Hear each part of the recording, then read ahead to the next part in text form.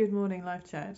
Today we're looking at John chapter 4, verses 43 to 45, and I want to home in on verse 44, which says, "Now Jesus himself had pointed out that a prophet has no honour in his own country." When I read that verse, I was thinking, why? Why is that? And I guess there's a sense that as Jesus returned to his own country, the people there knew him really well. They would have watched him grow up.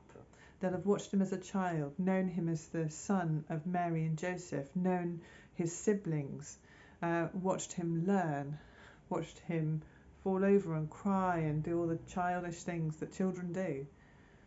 They will have watched him become a man, and they will have watched him perhaps in his father's carpentry business, and they will have all sorts of assumptions about him when he returns. There we have a couple of phrases that are quite familiar to us in the UK. One of those is familiarity breeds contempt, and the other is that you can never go home. That sense that if you go home after you've been away a little while, actually home won't feel the same to you, but also home might not fit you in the same kind of way because you would have grown and changed.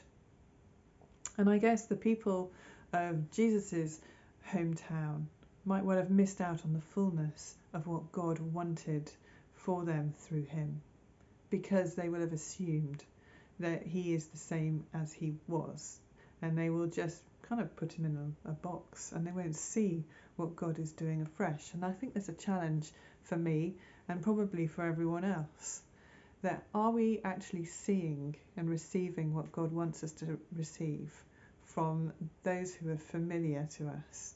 Are we receiving in those familiar situations, or are we just kind of toddling along expecting what we've always known?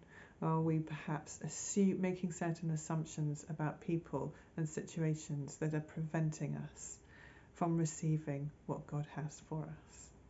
Be blessed.